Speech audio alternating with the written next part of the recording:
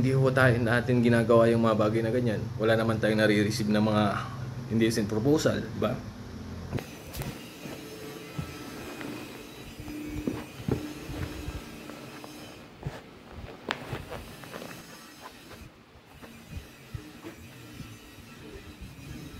Yan. Hello mga ka-good vibes. Magandang umaga sa inyong lahat. Meron lang ho akong konting mensahe para sa lahat ng kabataan. At hindi lang kabataan, lahat tayo na regardless of our age, lahat tayo na nakikisabay sa uso.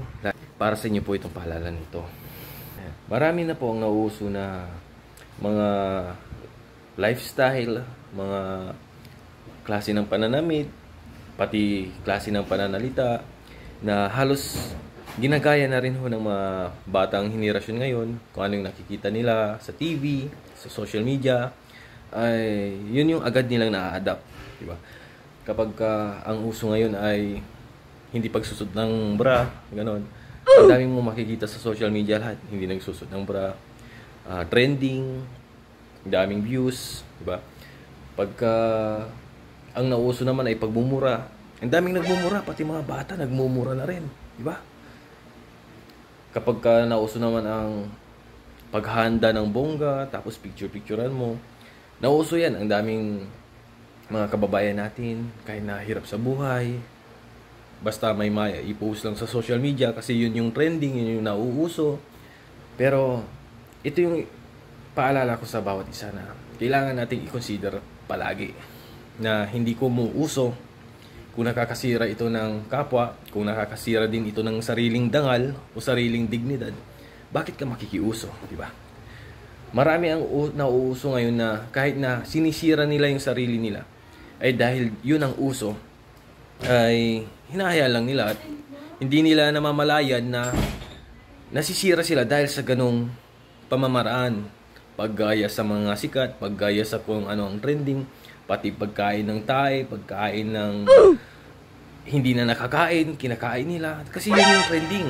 Ang daming nagmumukbang na hindi nila tiyak o hindi nila masyadong kilala yung mga gulay o pagkain na kinakain nila dahil napanood lamang nila ito ay gagayahin nila. Ang daming nangyayaring social experiment ngayon. Ang daming nagpa-prank, bigla na lang nananakot, di ba? Ang daming nangyayari sa mundo na sinasabayan naman natin.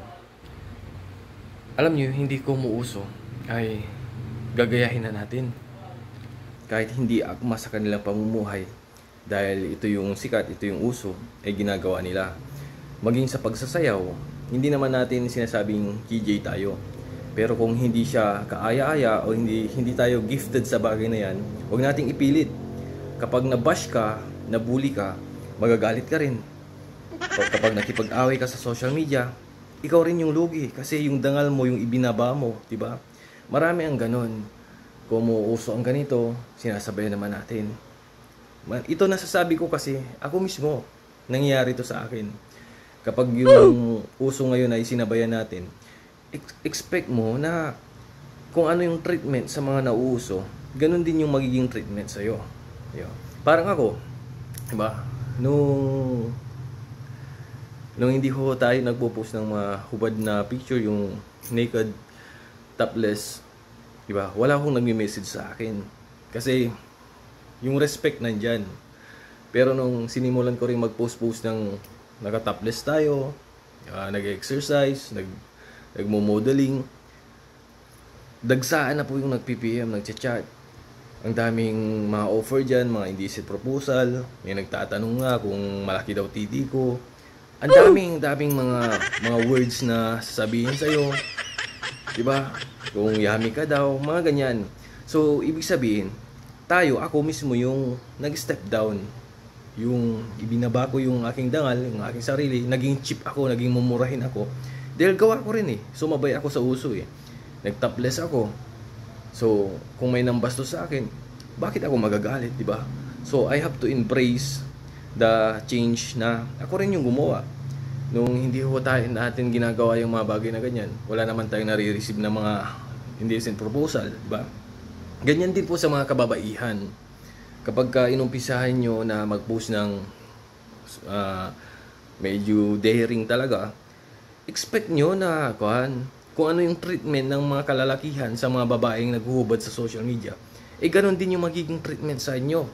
Yung value nyo, ganun din yung magiging value nyo sa mga binabastos nila dyan sa kalye. Huwag tayong humingi ng respeto sa ibang tao na hindi naman natin sila kilala kung tayo mismo yung gumagawa nun. Sabi ko nga, kung hindi akma yung uso sa pamumuhay natin, huwag natin gagawin, di ba? Hindi ko mo si Pedro ay bumili ng bagong motor, hindi mo rin naman kailangan ng service ng motor, bibili ka rin, pipilitin mong mga magulang mo, magpapabili ka rin, di ba? Hindi ko mo si Pedro, si Juan ay nag-aral sa mataas na universidad, pipilitin mo ring mag-aral sa mataas na universidad kung pwede ka namang mag-aral sa State University, di ba? Marami ang mga nangyayari sa panahon ngayon na impact o bunga siya ng panonood sa social media. Kapag masyado na tayong subsob sa social media, kahit na hindi na bagay sa buhay natin, kahit na nakakapangbaba na ng dignidad, pinapasok natin, okay lang tayo dahil feeling natin may kanya-kanya na tayong kingdom. Yung mga profile o page natin ang treat natin dyan parang mga kingdom na natin, na kapag kung ano-ano na lang yung pinupost natin, di ba? Minsan isipin din natin kung ito ba'y nagbibigay ng kagalangan sa atin o sisirain lang din tayo. Marami po ang nagkakamali sa paggamit ng social media. At isa na rin ako sa nagsasabi na kapag pinost mo, in-upload mo, think twice. Kailangan alam mo na pwede kang magkaroon ng basher dito, pwede kang mabuli, at pwedeng maging mababa yung uri ng pagkatao mo, di ba? Hindi ko mo account mo yan, page mo yan, karapatan mo na lahat ng pinopost mo dyan. Hindi ho, dahil kung naka-public po yan, binibigyan mo ang karapatan ng publiko para magkomento sa'yo. Ganun talaga yan. Hindi ka pwedeng magpo-post ka ng ganito at yung gusto mo lang yung marireceive mo. Hindi po pwedeng ganun. So, ang the best dito na gawin natin ay maging aware tayo sa lahat ng pinopost natin at maging aware din tayo sa mga sinusundan nating style ng buhay. Baka yung sinusundan mong iniidolo mo, mas maganda pa pala yung future mo kaysa doon sa iniidolo nyo.